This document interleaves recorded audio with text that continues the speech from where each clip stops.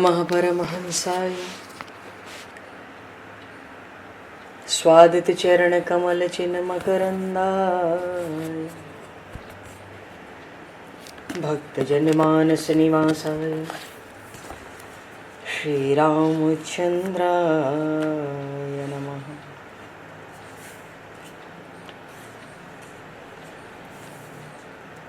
वंदे विदेहतनया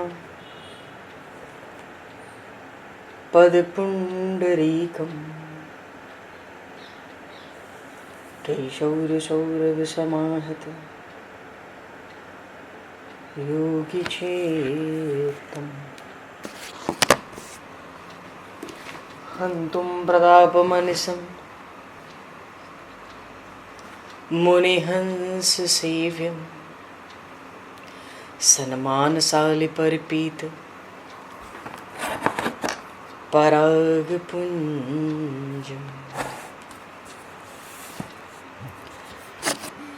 यत्र यत्र रघुनाथकीर्तनं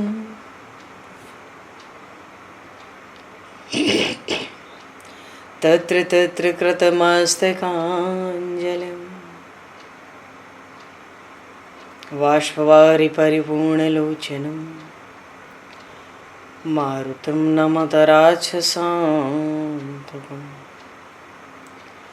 कुन्द इंदुसमदेह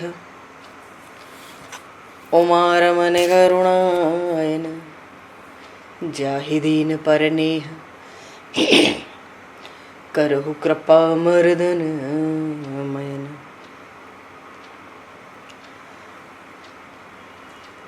प्रहलाद नारद पराशर पुंडरीक व्यासे अम्बरीश शुक शौनक भीष्म दालभान रुक्मांगद अर्जुन वशिष्ठ विभीषणादीन एतानहं परम भागवतान् नमामि।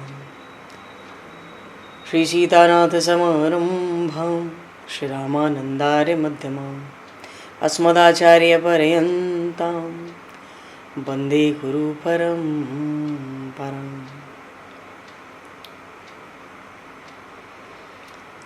वर्णानामर्थ संज्ञानां रसानां छन्दसामपि मंगलानां च कर्तारो वन्दे वाणी विनायकौ।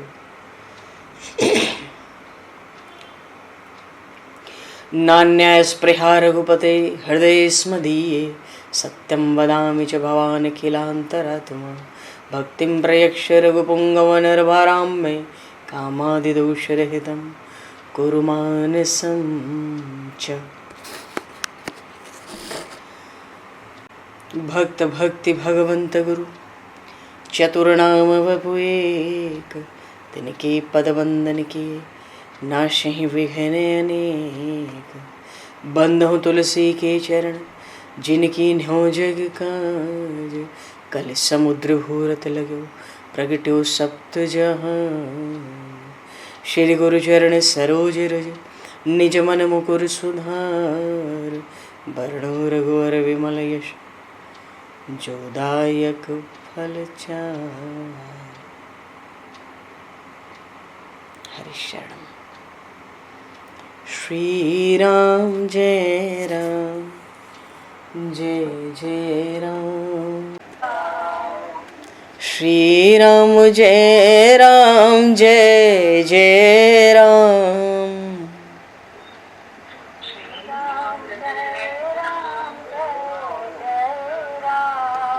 श्री राम जय राम जय जय राम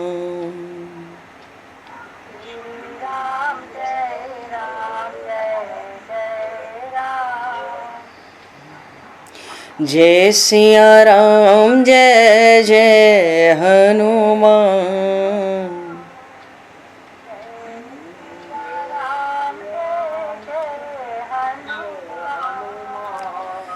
श्री गुरु रामानंद भगवान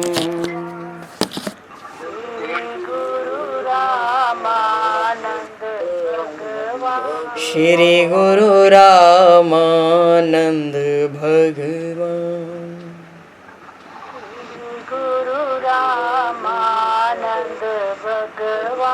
श्री राम जय राम जय जय राम। श्री राम जय जय राम। जय सिया राम जय जय सिया राम। जय सिया राम जय सिया राम। जय सिया राम जय जय सिया राम। जय सिया राम जय सिया राम। बोली सियावर रामचंद्र भगवान की जय। संपूर्ण राम दरबार की जय। श्री अवधि मिथिला धाम की जय। श्री बांके बिहारी लाल की जय। 84 कोस ब्रजमंडल धाम की जय। श्री रामचरितमानस जी महाराज की जय। श्रीमन्नाम महाराज की जय। श्री पंडरीनाथ भगवान की जय। कली पावन अवतार गोस्वामी तुलसीदास जी महाराज की जय। सब संतन की जय, सब भक्तन की जय, समस्त वैष्णवन की जय, समस्त पूर्वाचार्य चरणन की जय, समस्त संप्रदाचार्यन की जय। श्री सद्गुरुदेव भगवान की जय। गंगा मैया की जय, जमुना मैया की जय, सरजू मैया की जय, गौ माता की जय, तुलसी माता की जय, पृथ्वी माता की जय, एकाशी महारानी की जय। जय जय श्री सीताराम, जय जय श्री राधे श्याम। नमः पार्वती पते हर हर महादेव। हरि शरणम। अनंत कोटि ब्रह्मांड नायक सर्वेश्वर पूर्ण परात्पर ब्रह्म असंख्य कल्याण गुणगण लय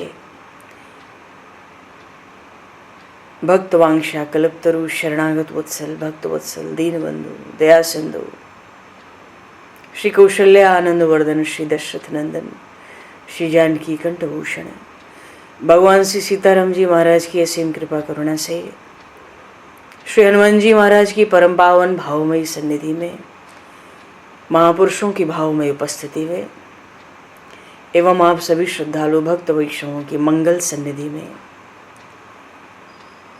मानव जीवन का सर्वोत्कृष्ट फल भगवत गुणगान भगवत कथा का आनंद हम सभी श्री राम कथा के माध्यम से प्राप्त करने जा रहे हैं।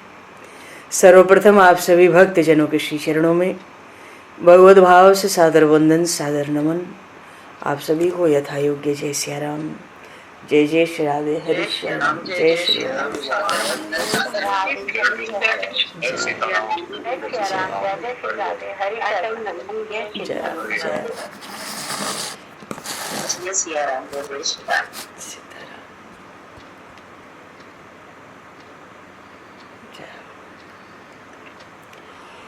श्री रामचंद्र चरणों मनसा स्मरामि।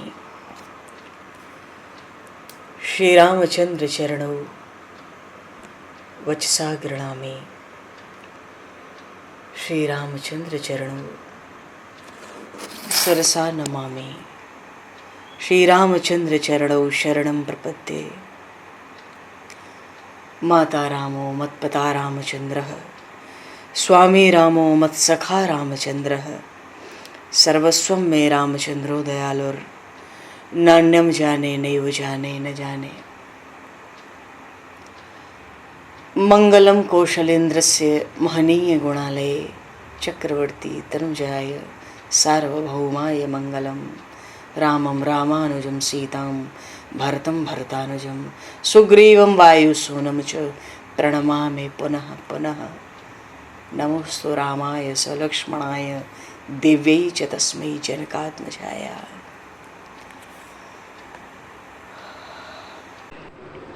श्रीमद्भागवत महापुराण के इस प्राकट्य तिथि की सबको जितनी भी बधाई दी जाए कम है। सभी भक्तों को अनेकों अनेक शुभकामना बधाई। श्रीमद्भागवत जी महाराज का स्मरण करके हम लोग श्री राम कथा की ओर चलेंगे।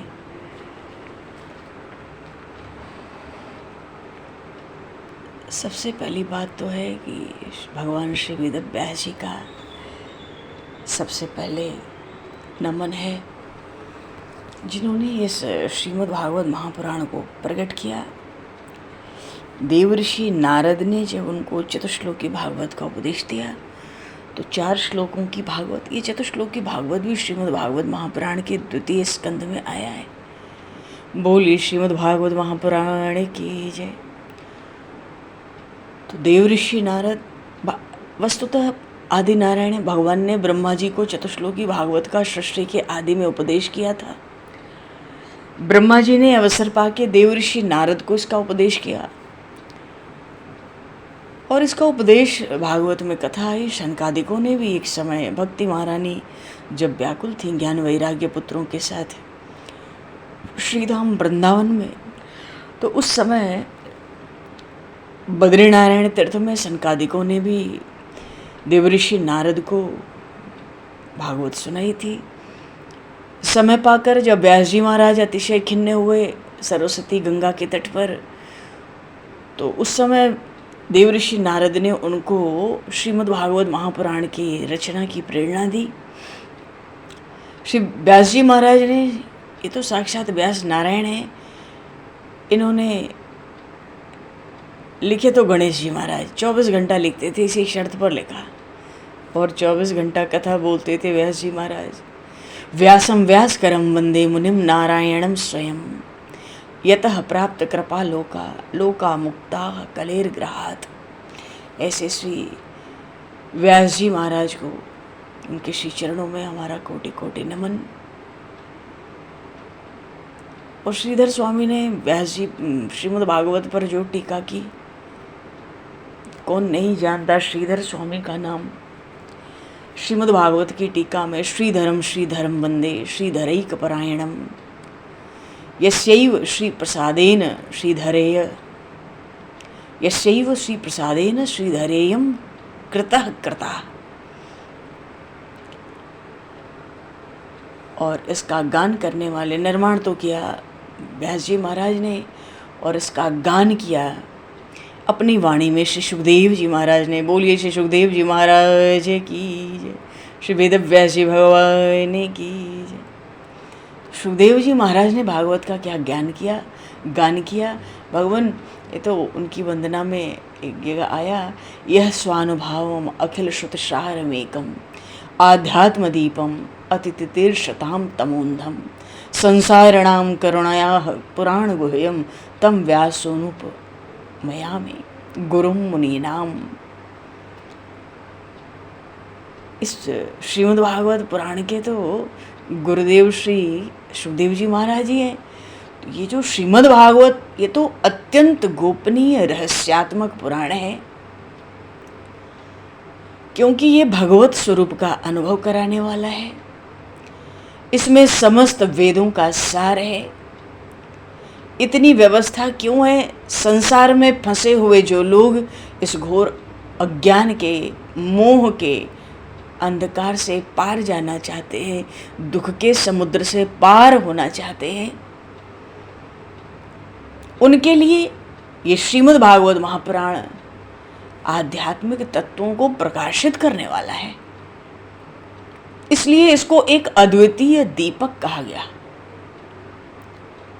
जो संसार में फंसे हैं, दुख के सागर में डूब रहे हैं, भवसिंधु पार होना चाहते हैं, वास्तव में उन्हीं पर करुणा करके बड़े बड़े मुनियों के आचार्य श्री सुखदेव जी महाराज ने इसका वर्णन किया। कहते हैं, हम उन सुखदेव जी महाराज की शरण ग्रहण करते हैं। तम व्यास सूनुपमयामि गुरुम मुनीनाम। तो श्रीमद् भागवत की तो बड़ी महिमा है।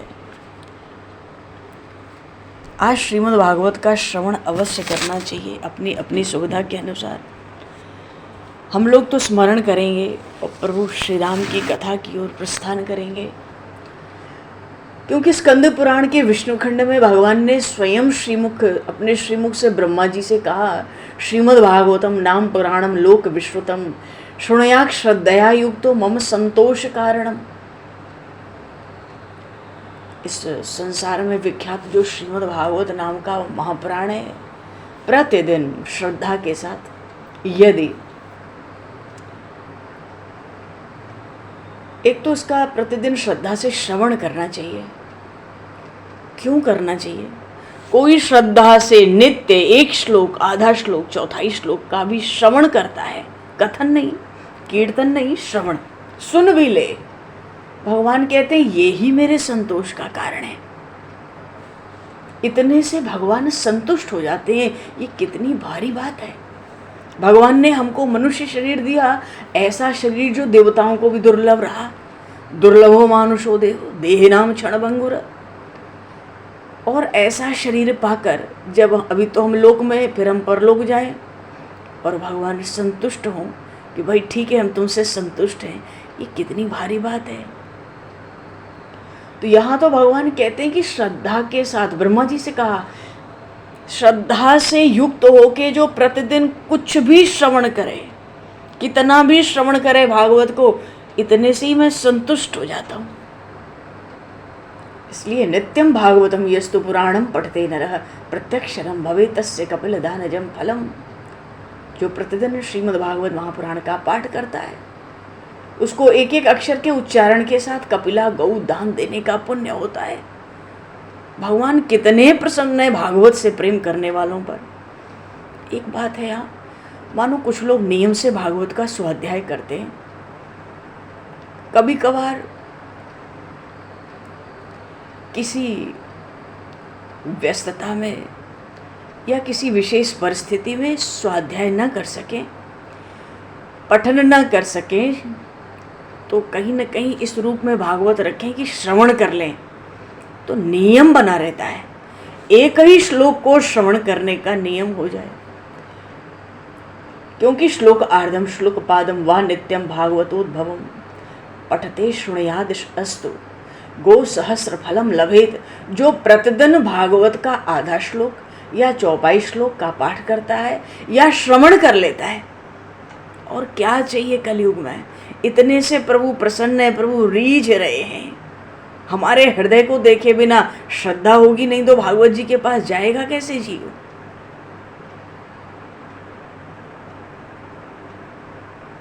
भगवान श्री राम ने कहा, पापवंत कर सहज स्वभाव भजन मोर ते भावन काऊ।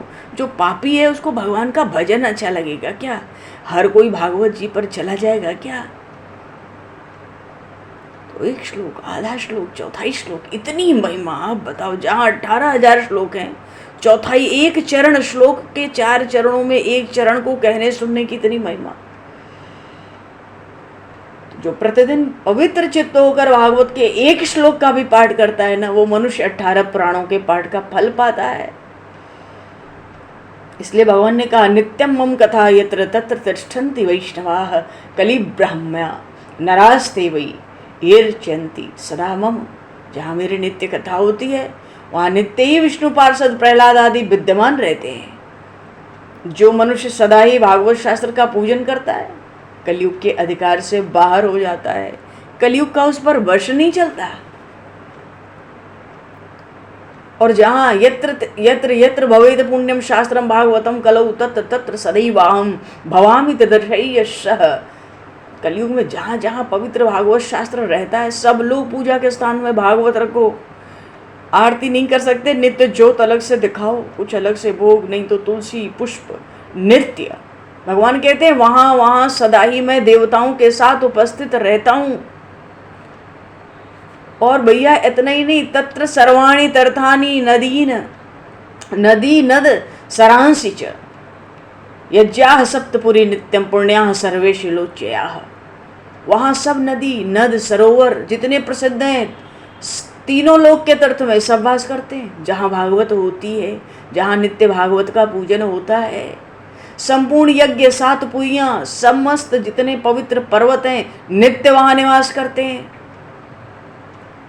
जहाँ भागवत रहता है, इसलिए और एकादशी को तो न गच्छति यदा मर्त्यः श्रोतुम भागवतम सुतो एकादश्याम विशेषेण नास्ति पाप रतस्ततः। जो मनुष्य कभी नहीं भागवत सुने, भैया एकादशी को विशेष रूप से सुने, नहीं तो उससे बढ़कर कोई पापी नहीं। और भगवान को तो अपनी कथा बहुत प्रिय है ना। मत कथा वाचकम नित्यम मत कथा श्रवणे रतम मत कथा प्रीत मनसम नाहम त्यक्ष्यामि तम नरम। जहाँ जो मेरी कथा कहता है, मत कथा वाचकम नित्यम, जो मेरी कथा कहता है, जो सदा उसे सुनने में लगा रहता है, तथा जो मेरी कथा से मन ही मन प्रसन्न होता है, उस मनुष्य का मैं कभी त्याग नहीं करता। और भागवत शास्त्र कहीं हो और उसको देखकर जो खड़ा होके प्रणाम ना करे, उसके 1 वर्ष का पुण्य भी नष्ट हो जाता है। सांवत्सरम तस्य पुण्यम विलयम याति पुत्र का। इसलिए श्रीमद् भागवत महापुराण की अपार महिमा है। और जहाँ ये भागवत रखा रहता है, उस घर के जो पितर होते हैं, पूर्वज होते हैं, उनको नित्य ही दूध, घी, मधु, मीठा जल पीने को मिलता है। जिस घर में श्रीमद् भागवत महापुराण देवस्थान में रखा होता है, और रखा होता है, पूजन आरती पुष्प धूप दीप तो करते हैं, भागवत जी को भी दिखा लो, 1 पुष्प अर्पित कर दो, 1 तुलसी अर्पित कर दो, 2 बूंद जल छोड़ दो। भगवान को जो भोग लगता है, भागवत जी तो भगवान के शिवांगमय विग्रह हैं, अलग तो है नहीं, भोग भी लग गया, 1 मिनट भी नहीं लगता। पर नियम में लेने से बहुत लाभ है। यावद दिनानि हे पुत्र शास्त्रम भागवतम गृहे। भगवान कह रहे हैं ब्रह्मा जी से, हे पुत्र तावत पिबंती पितर क्षीरम सर्पिर मधुदकम। हाँ, मनुष्य जितने दिनों तक अपने घर में भागवत शास्त्र रखता है, उतने समय तक उसके पितर दूध, घी, मधु और मीठा जल पीते रहते हैं। वो जहाँ रहते हैं वहीं पीते हैं। बोलिए श्रीमद् भागवत महापुराण की। भागवत जी की महिमा में क्या कहा जाए। अरे अनंत विस्तार है, अनंत महिमा है। और एक श्लोक भागवत जी से भी कम से कम उच्चारण कर ले हम लोग। प्रथम स्कंद के मंगलाचरण के पहले श्लोक में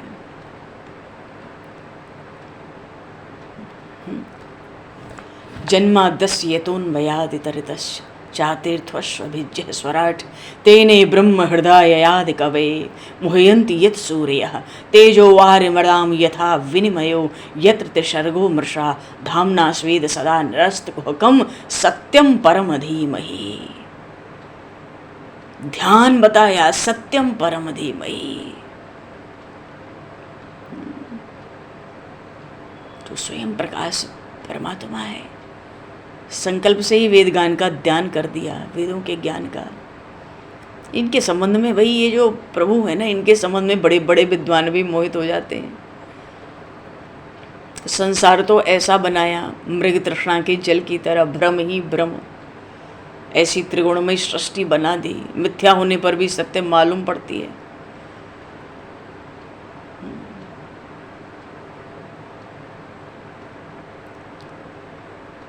माया और माया के कार्य से पूर्णतः मुक्त रहने वाले जो मायापति हैं, कहते हैं कि उन प्रभु के परम सत्य रूप परमात्मा का ध्यान। अरे भगवान ने तो भगवान का, परमात्मा का ध्यान। और जिन सुखदेव जी महाराज ने, ये भागवत है क्या, इसका संग सुखदेव जी से हो गया। निगम कल्प तरोर गलितम फलम सुख मुखाद अमृत द्रव्य संयुतम पिबत भागवतम सरसमालयम मुहुरहो रसिका भुवि भाव का। हाँ, इस भागवत के जो मर्मज्ञ, इस भागवत रस के जो मर्मज्ञ प्रेमी जन भक्तजन हैं, अरे भैया ये तो श्रीमद् भागवत वेद रूपी कल्प वृक्ष का पका हुआ फल है। वेद वृक्ष है तो उसका फल है श्रीमद् भागवत महापुराण। अब जब फल आ जाता है तो वृक्ष से क्या प्रयोजन, फल खाते हैं सब लोग, फल पर जाते हैं सब लोग। तो वेद रूपी वृक्ष का, और कौन सा वृक्ष है ये, वेद कल्प वृक्ष। जो चाहो सो पाओ, जो चाहो सो। तो वेद रूपी कल्प वृक्ष का पका हुआ फल है, प्रतीक्षा भी नहीं करनी है, बस पाओ। श्रीमद् भागवत महापुराण उसका पका हुआ फल है। और पका हुआ फल कहीं तोते का संग हो जाए तो उसकी मिठास कैसी बढ़ जाती है, हम इससे अनभिज्ञ नहीं है।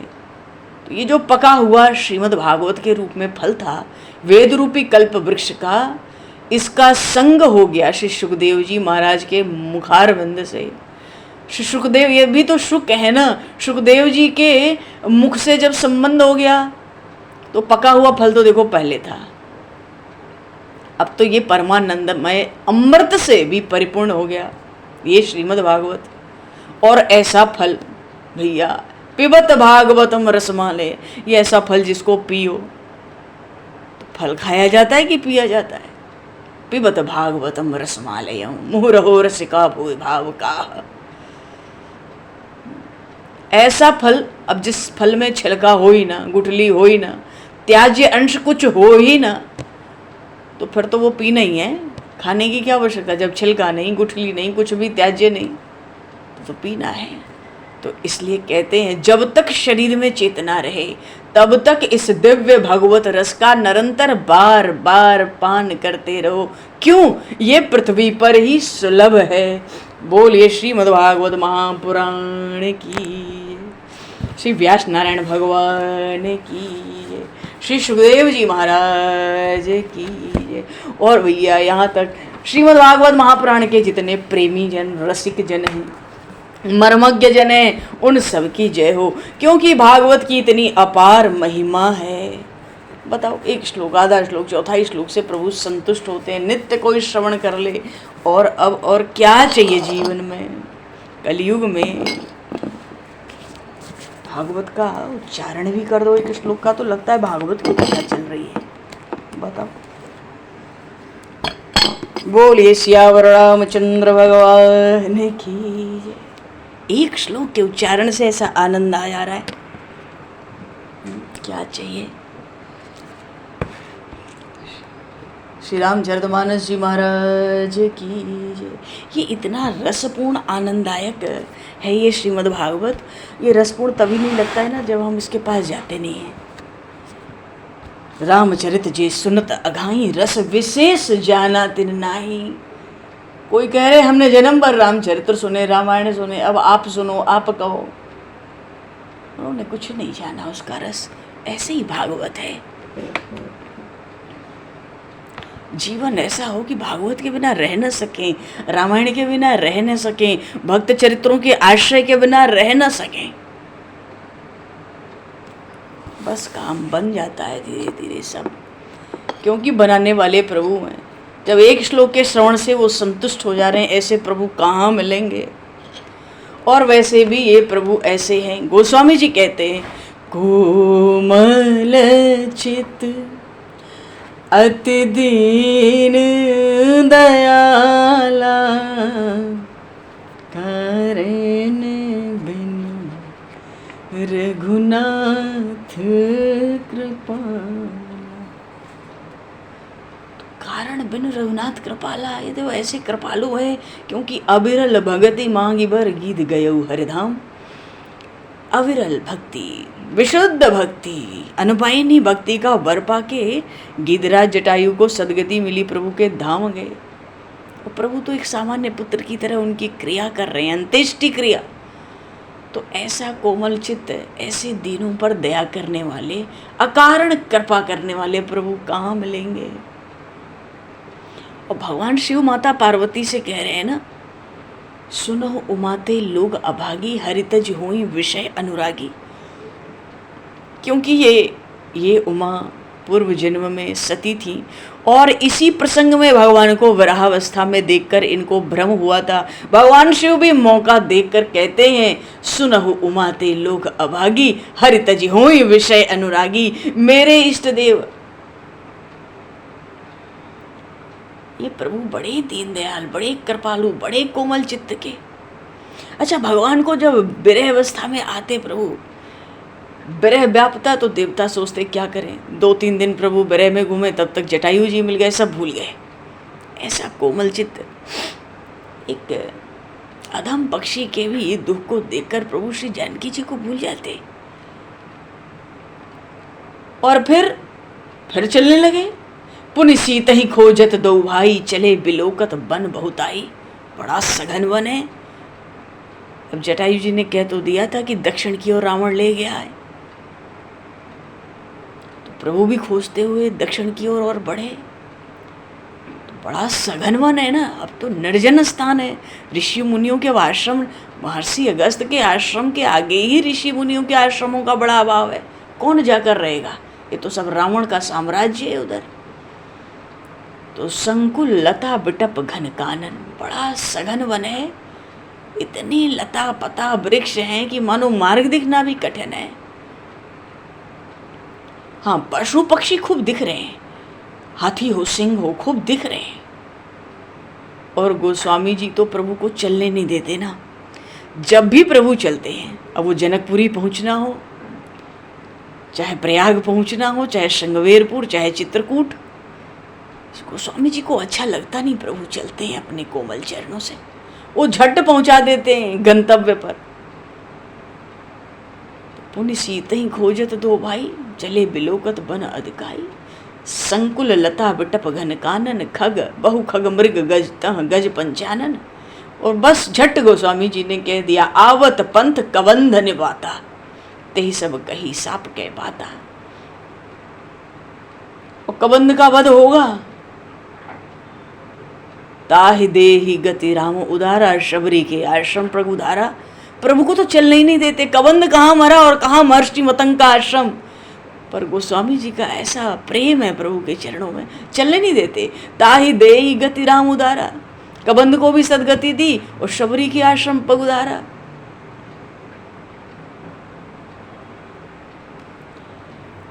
बोले श्री भक्त वत्सल भगवान की जय। तो आगे का प्रसंग कबंध का प्रसंग है। कबंध का अर्थ होता है धड़, जिसके मुंड हो ही ना, केवल धड़ हो, उसको कबंध कहते हैं। अच्छा, जटायु जी की अंत्येष्टि तो हो गई, उनकी सदगति हो गई। आगे के प्रसंग में कबंध को मोक्ष मिलना है।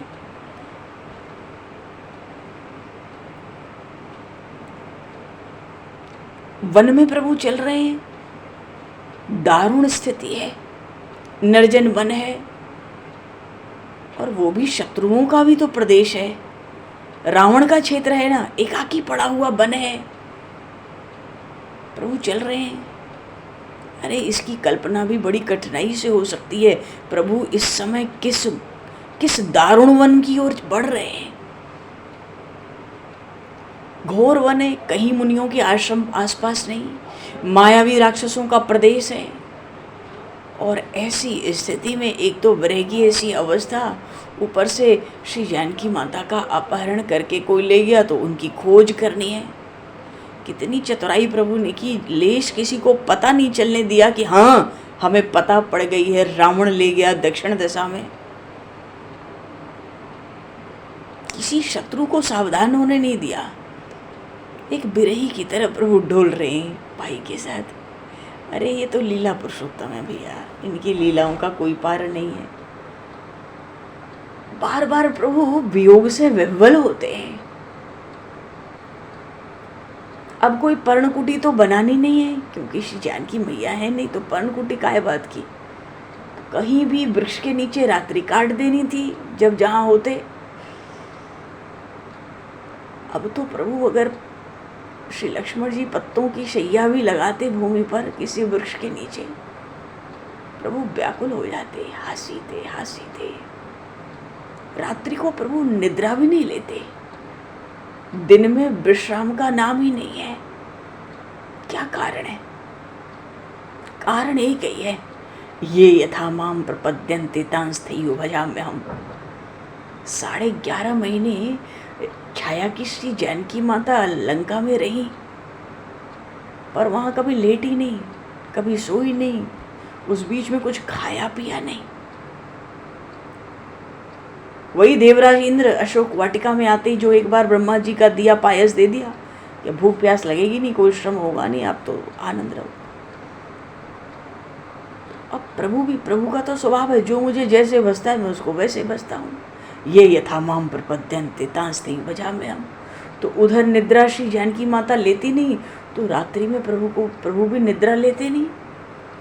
वहां वो लेटती नहीं, तो यहाँ लक्ष्मण जी जब पत्रों की शैया वृक्ष के नीचे लगाते तो प्रभु हासीते करते, क्योंकि वो निरंतर राम राम राम राम का ध्यान स्मरण।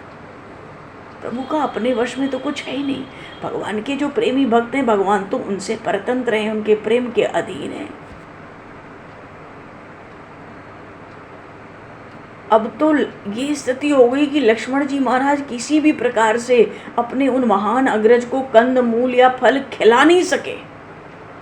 जितने समय श्री जानकी माता नहीं रही, प्रभु ने कंद मूल फल सब त्याग दिया, जल भी त्याग दिया, निद्रा भी त्याग दी, मनोरात्रि को शयन भी त्याग दिया, पर जैसे बैठ के लेट के सहारा लेके रात्रि। ऐसे प्रभु सेवक बस रहे। प्रभु श्री राम का तो सिद्धांत है, सबके प्रिय सेवक यह नीति, मोरे अधिक दास पर प्रीति प्रेम। अच्छा, जब से लक्ष्मण जी वन में आए उन्होंने तो तब से निद्रा ली ही नहीं, वो तो भूख प्यास के विजयी हो गए थे।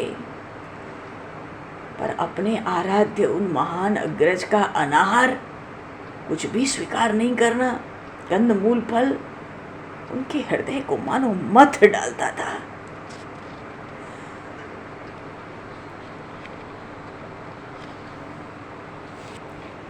लक्ष्मण जी छटपटा जाते थे, मैं क्या उपाय करूं। अच्छा, जटायु ने कह दिया कि श्री जानकी को दशग्रीव आकाश मार्ग से दक्षिण ले गया। तो अरे ये कोई पता था, कोई चोर कुछ चुरा ले जाए वो अपने घर ही ले जाकर रखेगा, क्या ये जरूरी है? क्या ये निश्चय पूर्वक कहा जा सकता है? और रावण की लंका समुद्र के मध्य में है, स्वर्णपुरी लंका में, वहां वो रहता था।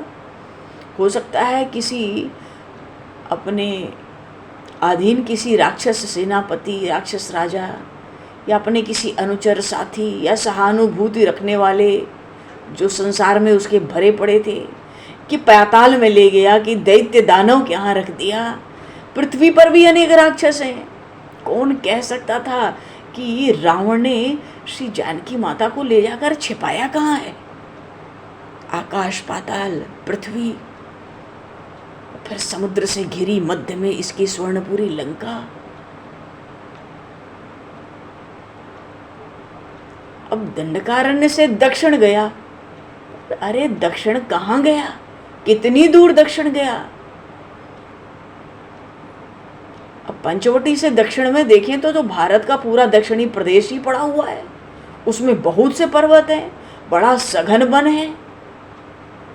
अब आगे जाके रावण आकाश मार्ग से कहीं किस ओर मुड़ा कि नहीं मुड़ा, कि दक्षिणी जाता रहा, ये भी तो पता नहीं है। क्या पता बीच में ही कहीं उतर कर किसी वन में, किसी गुफा में, अपने किसी मित्र के समीप कहीं जानकी को छोड़ तो नहीं गया। इन प्रश्नों का उत्तर, ये सारे प्रश्न लक्ष्मण जी से प्रभु करते हैं विरह अवस्था में। ये तो लीलाधारी है भैया, लीला पुरुषोत्तम, लीला पुरुषोत्तम प्रभु है।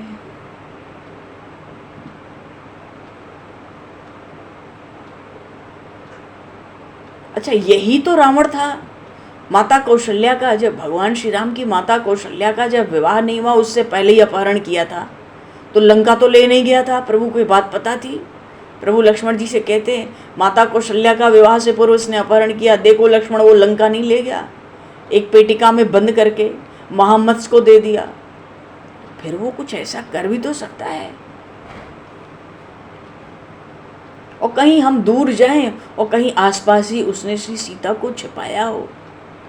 हाँ, कोई सर्वज्ञ ऋषि मिल जाए तो जानकी का पता बता सकते हैं।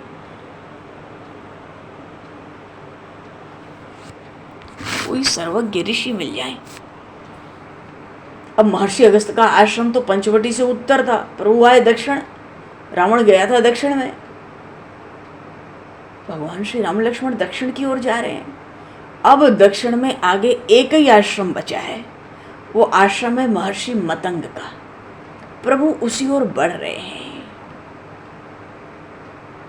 जय हो महर्षि मतंग की। अरे बड़ी महिमा है इनकी भी। महर्षि मतंग का आश्रम बचा है, उसी ओर बढ़ रहे हैं।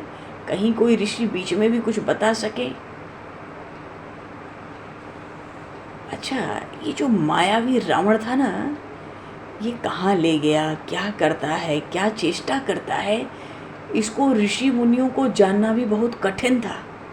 कैसे? बड़े बड़े ऋषि मुनि तो भाई ध्यान लगाए और सर्वज्ञ होते, त्रिकालज्ञ होते, भूत भविष्य वर्तमान देखकर बता देते। बड़े बड़े ऋषि ऐसे ही होते। पर ये जो रावण था ना, बड़े बड़े ऋषि भी ध्यान रखकर इसकी बात नहीं बता पाते थे रावण की। क्यों? ये जो रावण है तंत्र शास्त्र का ऐसा प्रकांड पंडित है कि ध्यान से भी कोई उस तक न पहुंच सके, ऐसे ऐसे तंत्र शास्त्रों पे उसकी पंडिताई थी। रावण के पास ऐसी ऐसी तंत्र शास्त्र की, एक होता है तंत्र, एक होता है यंत्र, एक होता है मंत्र। तो तंत्र, जिसको तांत्रिक कहते हैं ना, ऐसा प्रकांड पंडित था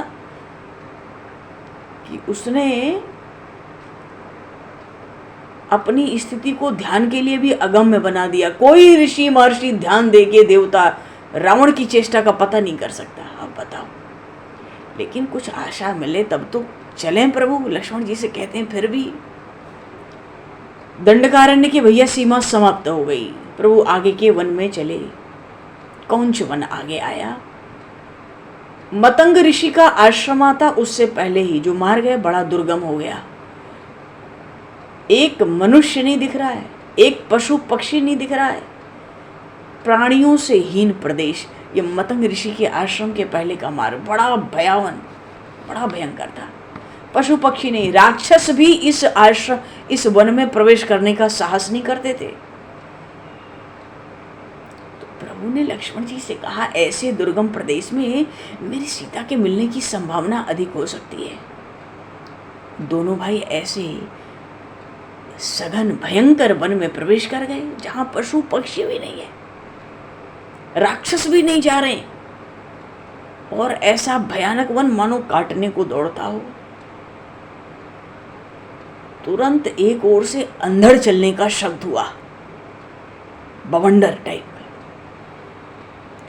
उस अंधड़ बवंडर के चलते ही वृक्ष जैसे टूट रहे हों, तड़ातड़ तड़ातड़ भयंकर गर्जना हो रही है वृक्षों के टूट टूट के गिरने की।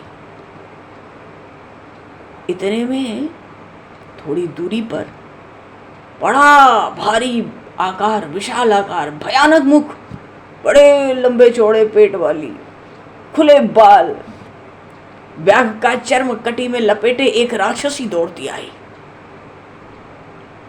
दोनों हाथ में, एक हाथ में हिरण ले रखा था उसने, एक हाथ में बाघ पकड़ रखा था, और उनको कच्चे ही चबा रही थी वो। तो उसका जो मुख था, उसका जो शरीर था, रक्त से लथपथ था।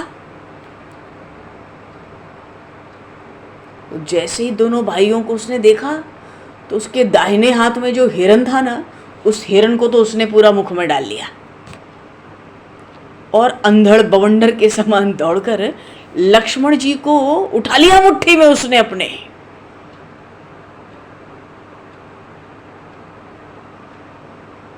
और भैया लक्ष्मण जी तो एक क्षण को घबराए, क्योंकि सावधान होने का अवसर ही नहीं मिला। तो लक्ष्मण जी से कहती है, डरो मत, डरो मत, मेरा नाम अयोमुखी है। और रक्त उसके मुख से टपक रहा है, भयानक दाढ़े हैं, मुख मटकाती है इधर उधर।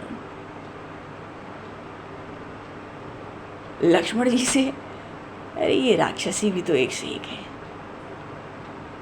कहती तुम हमारे साथ विहार करो, लेकिन देखो आगे दक्षिण की ओर मत जाना, उधर मैं भी नहीं जाती हूं। वो मरा हुआ कबंध जीते जी मरे के समान है, पकड़ ले तो मुझे भी मुख में डाल ले, तुम उधर मत जाना, तुम बड़े कोमल सुकुमार हो। और लक्ष्मण जी के पास तो महर्षि अगस्त्य ने वो इंद्र का दिया था ना खड्ग, वो लक्ष्मण जी के पास ही रहता था। उन्होंने झट निकाला, उसका बायां हाथ काट दिया। प्रभु ने जब लक्ष्मण जी नीचे आए तो प्रभु ने कहा, इसका आगमन तो ऐसा है मानो कोई अनिष्ट होने वाला है, और वो अनिष्ट बड़ा निकट है, धनुष पर जा चढ़ा लो, शीघ्रता करो। अरे प्रभु श्री राम का वाक्य पूरा नहीं हुआ, आगे जो पक्षी थे ना, बड़े ऊंचे स्वर से चित्कार करते हुए वृक्षों पर से उड़े, और फिर बड़ी दूरी पर एक ऐसा विशाल हाथ आया जो कल्पना से परे था। केवल हाथ आया और उस हाथ ने लक्ष्मण जी को मुट्ठी में पकड़कर फिर ऊपर उठा लिया। हाथ तो ऐसा लगता था, अब कोई दिख तो नहीं रहा, केवल हाथ था। अरे ये क्या दृश्य हुआ। अभी तो प्रभु बोले जा चढ़ी नहीं चढ़ी, उसके पहले ही वो कल्पना से परे वो जो विशाल हाथ था वो आया, मुट्ठी में पकड़ा, ऊपर उठा लिया। अब हाथ में लक्ष्मण जी, हाथ ऐसा लगता मानो कोई बहुत बड़े बट वृक्ष की बड़ी प्राचीन शाखा हो, या मान लो कोई भयंकर बड़े लंबे चौड़े अजगर का शरीर हो। लक्ष्मण जी व्याकुल हुए अपने प्राण के लिए नहीं, प्रभु के। प्रभु की ओर दृष्टि गई। लक्ष्मण जी कहते हैं प्रभु आप मेरी बलि देकर शीघ्र दूर भागें। अब बताओ, लक्ष्मण जी शेषावतार अनंतावतार, क्योंकि कोई दिखे तब तो किसी को मारे काटे। यहाँ तो केवल हाथ है, उसने भी ऊपर उठा लिया और अभी सजग हो पाए नहीं थे, धनुष पे जा चढ़ी नहीं थी, और ये तो मुट्ठी में ही उठा लिया। प्रभु से कहते हैं कि मेरी बलि दे के आप शीघ्र दूर चले जाएं, भाग जाएं, मानो मेरी बलि दे दो, आप तो बचो। अरे लक्ष्मण जी पुकार पुकार कर चिल्ला कर अपने अग्रज से कह रहे हैं, क्योंकि वो हाथ रुक थोड़ी रहा था, वो तो लक्ष्मण जी को उठाकर लिए जा रहा था। अब वो कौन है, किसका हाथ है, इसकी जड़ कहाँ है, वो राक्षस कहाँ है, कुछ दिखे तब तो वार करें। लक्ष्मण जी को जब वो हाथ उठा के लेके चला ही जा रहा है, लक्ष्मण जी दूर से ही प्रभु से कहते हैं आप अवश्य ही श्री विदेह नंदिनी और राज्य को पावेंगे। मानो लक्ष्मण जी को भी एक पल को लगा कि ये तो ले गया, ये कौन है, कुछ पता नहीं पड़ रही, किधर क्या आक्रमण करें, प्रहार करें। मानो शुभकामना दे रहे हैं, आप अवश्य ही विदेह नंदिनी को प्राप्त करेंगे, राज्य को प्राप्त करेंगे।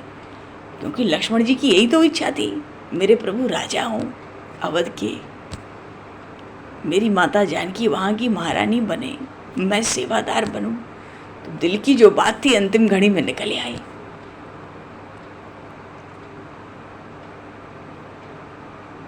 ओ प्रभु दूर से ही चिल्लाए लक्ष्मण खड्ग खड्ग, क्योंकि वो जो महर्षि अगस्त ने खड्ग दिया था, अब धनुष बाण कहाँ चलावे, हाथ पर चलावे तो न जाने इसका शरीर कहाँ होगा।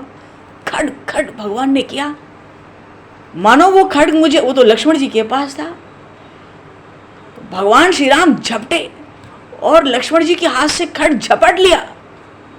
इंद्र ने जो खड्ग महर्षि अगस्त के यहाँ रखा था, वहां से भगवान श्री राम ने लिया था, वो लक्ष्मण जी के ही पास रहता था।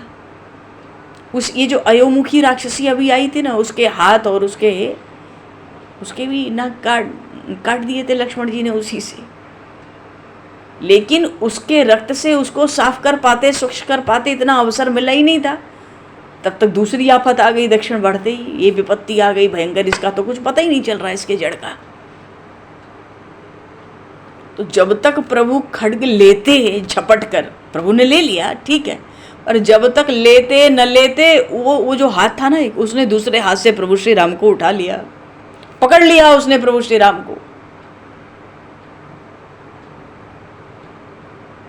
तो प्रभु कहते हैं इसकी बाहु काट दो। इतना कह के भगवान ने स्वयं कहा तो लक्ष्मण जी से, और भगवान श्री राम ने स्वयं उसके हाथ को कलाई के कुछ ऊपर से काट दिया उसी से। ये दोनों हाथ में दो भाई को लेके उठता ही जा रहा है। प्रभु ने काट दिया है। जिस हाथ में प्रभु थे उस हाथ को कलाई के ऊपर जाकर प्रभु ने हाथ काट दिया। और दौड़कर प्रभु लक्ष्मण जी को खड्ग भी पकड़ा दिए। लेकिन क्या करते, दूसरा हाथ इतना ऊपर उठ चुका था, लक्ष्मण जी को लेके वो इतना ऊपर हाथ उठा चुका था, उस हाथ को प्रभु स्वयं नहीं काट सके। लक्ष्मण जी को खड्ग पकड़ाया जैसे तैसे फेंक के, फिर लक्ष्मण जी ने भी वैसे ही हाथ काटकर अपने को मुक्त कर लिया। इतने में मेघ के समान गर्जना हुई, भयंकर शब्द सुनाई पड़ा उस घोर वन में, तुम दोनों कौन हो? अब दोनों भाई बड़े आश्चर्य से देखते हैं। दूर वृक्षों के बीच, सभी वृक्षों से बहुत ऊंचा पर्वताकार कबंध खड़ा था। कबंध का अर्थ ये धड़। मस्तक से ही न केवल धड़ खड़ा था। वो इतना भयंकर था जिसका हाथ 1 योजन का हो, 4 कोस का उसका तो हाथ था।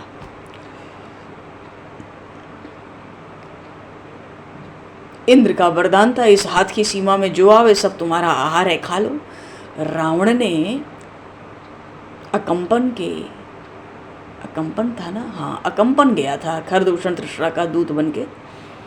जब भागकर आया, रावण को खबर सुनाया। रावण ने 16 राक्षस शूर्पणखा के आने के पहले भेज दिए थे पंचवटी में, पर ये 16 राक्षसों को, रावण के विशेष पराक्रमी राक्षस थे वो, 16 राक्षसों को बीच में कबंध ही खा लिया था। यही कबंध, इसके 1 योजन का हाथ, 4 कोस का। तो दूर से ही पकड़ लेता, खा लेता, उसका आहार होता था, सिद्ध होता था ये खाने में। और जब श्री जानकी माता को, छाया की जानकी को लंका ले गया तो इतना व्याकुल था रावण, उसने तुरंत श्री जानकी माता को राक्षसियों को सौंपा। वो तो जल भी नहीं पिया, जलपान भी नहीं किया। गुप्त मंत्रणा करके 8 राक्षसों को बुलाया और दंडकारण्य में भेजा मारने के लिए। मार न सको तो दृष्टि रखो निरंतर और खबर देते रहो उन दोनों तपस्वियों की। पर इतनी उतावली थी रावण को, उन 8 राक्षसों को भी अब की बार वो बोल नहीं पाया कि भैया कबंध से बच के रहना। तो वो जानते तो थे कबंध के बारे में सब, लेकिन ये रहता कहाँ है ये किसी को पता नहीं था। उन 8 राक्षसों को भी ये कबंध खा गया था। ये सबको खा जाता था, ये ऋषि मुनियों को, सबको, तपस्वियों को, ब्रह्मचारियों को, जो आ जाए इसके हाथ की सीमा में, 4 कोस की सीमा में, इसके वन में, ये खा जाता था। अच्छा, जो बोला ना कि तुम दोनों कौन हो, तो ये शब्द, अब उसके मस्तक तो है नहीं तो बोलेगा कैसे जब मुंह ही नहीं है। तो ये शब्द जो भयंकर गर्जना हुई थी ना, बड़ा गंभीर स्वर आया था, वो उसके पेट के भीतर से आया था। क्यों? उसका जो मुख था ना वो उसके पेट में था, वो बोलता था तो वहीं से सुनाई देता था।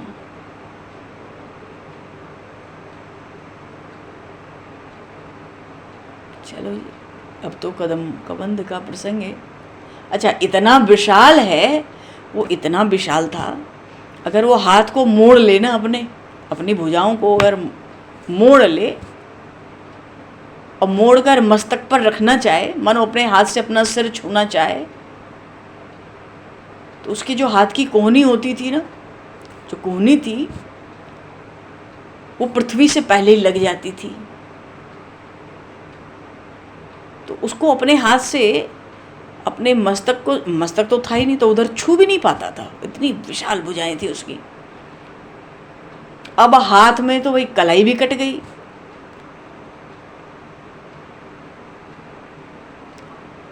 कलाई कट गई, तब उसने अपने हाथ को मस्तक वाली जगह पे रख लिया। आज पहली बार उसका हाथ मस्तक वाली जगह पे पहुंच गया, क्योंकि थोड़ी कम हो गई ना, कलाई के ऊपर से प्रभु ने काट दिया। एक भुजा भगवान श्री राम ने काटी, दूसरी लक्ष्मण जी महाराज ने काट दी। तो जब अपने मस्तक के स्थान पर, मस्तक तो था नहीं, हाथ रखा, तो मानो अपने ही रक्त में स्नान कर रहा हो।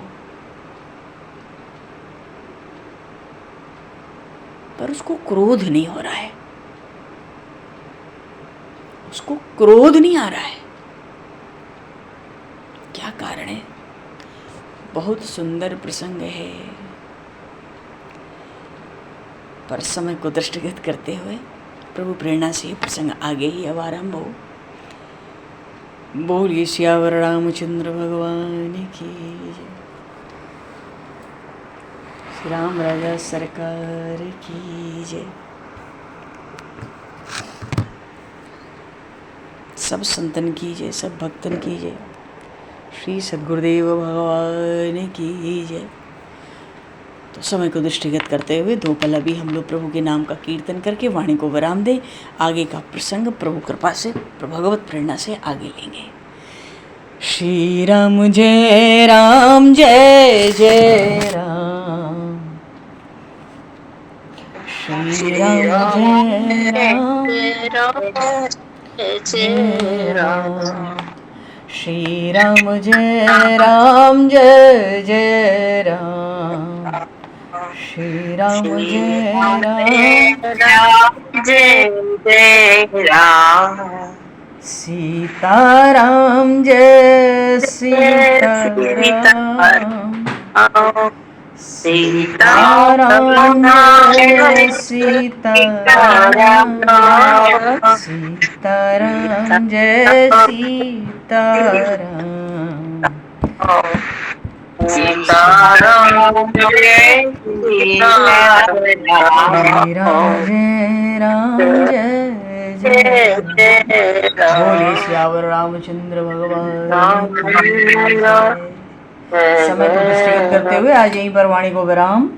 वाक्य पुष्पांजलि प्रभु के श्री चरणों में सादर समर्पित। आप सभी को भी यथा योग्य जय श्री राम, जय जय श्री राधे, हरि श्री राम, जय जय सीताराम, जय जय सीताराम, जय श्री राम, बोलिए जय श्री राम, जय श्री राम। जय हो जय हो।